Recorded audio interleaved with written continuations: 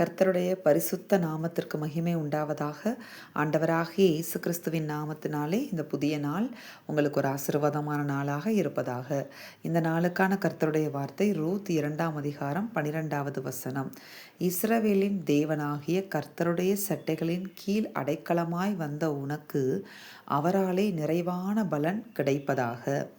அமேன்.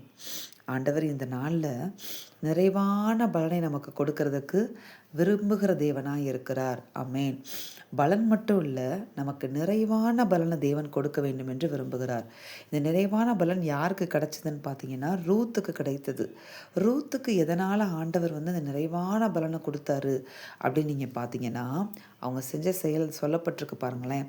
இஸ்ரவேலின் தேவனாகிய கர்த்தருடைய செட்டைகளின் கீழே அடைக்கலமாய் வந்த உனக்கு.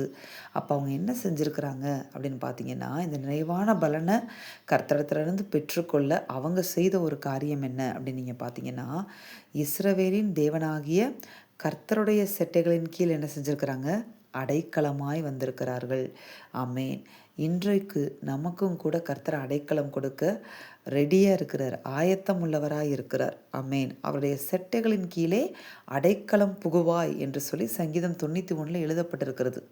அப்போ இந்த வேலையை அவரால் செய்ய முடியாது, நம்ம தான் செய்யணும். ரூத் அவங்க தான் அடைக்கலம் புகுந்து கொண்டாங்க. உன் செட்டைகளின் கீழே அடைக்கலம் செட்டைகளின் கீழே அடைக்கலம் புகுவாய் அப்படின்னு சொல்லி ஆண்டவர் சொல்லியிருக்கிறார். அப்போ நம்ம தான் என்ன செய்யணும்? அடைக்கலம் புகுந்து கொள்ள வேண்டும். அமேன். அப்போ அவர் நமக்கு அடைக்கலமாக மாறுவார். இந்த ரூத் பார்த்திங்கன்னா ஏதோ ஒரு ஆபத்து ஏற்பட்டுருச்சு, அதனால் நான் கர்த்தருடைய செட்டைகளுக்குள்ளே அடைக்கலம் புகுந்துக்கிறேன் அப்படின்னு சொல்லி அப்படி வந்தவங்க இவங்க கிடையாது. அப்படி செட்டைகளின் கீழே அவங்க வந்தவங்க கிடையாது.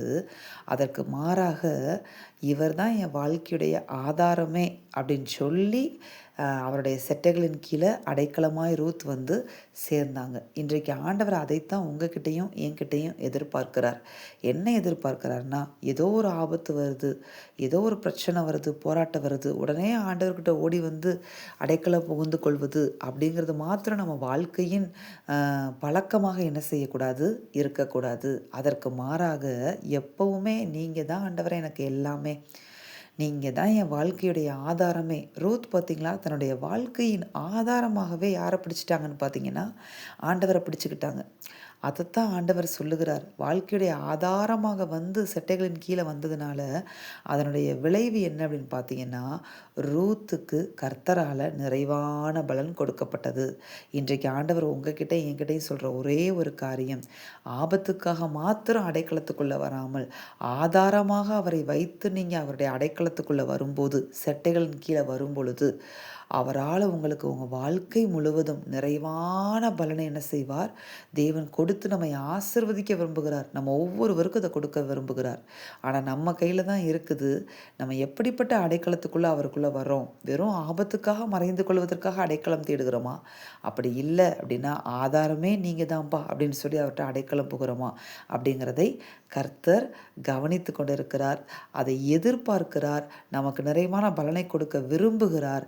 அதனால் விரும்பி ஆயத்தப்பட்டிருக்கிற தேவனுக்குள்ளாக நாமும் அவரை விரும்பி அவரை ஆதாரமாக வைத்து செட்டைகளின் கீழே அடைக்கலம் புகுவோம். அவரிடத்திலிருந்து நிறைவான பலனை பெற்றுக்கொள்வோம். ஆமென். கர்த்தர் நம்மை ஆசிர்வதிப்பாராக. நாம் ஜெபிப்போமா? எங்கள் அன்பின் பரலோக பிதாவே, நீர் கொடுத்த இந்த வார்த்தைகளுக்காய் உமக்கு நன்றியப்பா. இந்த வார்த்தைகளின்படி நீர் எங்கள் ஒவ்வொருவரையும் ஆசிர்வதிப்பீராக. ஆண்டவரே, நாங்கள் ஆபத்துக்காக மாத்திரம் செட்டைகளின் மறைவில் அடைக்கலமாய் வராமல் எங்கள் வாழ்க்கையின் ஆதாரமே நீர்தான் என்று சொல்லி உம்முடைய செட்டைகளின் கீழே அடைக்கலமாய் உம்மை உறுதியாய் உருத்தை போல பற்றிக்கொள்ள எங்களுக்கு உதவி செய்வீராக, கிருபை செய்வீராக. அப்படியாய் அடைக்கலம் புகிற ஒவ்வொரு பிள்ளைகளுக்கும் நிறைவான பலன் அவங்க வாழ்க்கையில் இயேசு கிறிஸ்துவின் நாமத்தினாலே உண்டாவதாக என்று சொல்லி நான் செபித்து ஆசிர்வதிக்கிறேன். இயேசுவின் நாமத்தில் செபித்து ஜெயம் எடுக்கிறோம் பிதாவே. ஆமேன். இந்த வார்த்தையின்படி இந்த நாளில் தேவன் உங்களை ஆசிர்வதிப்பாராக. ஆமேன்.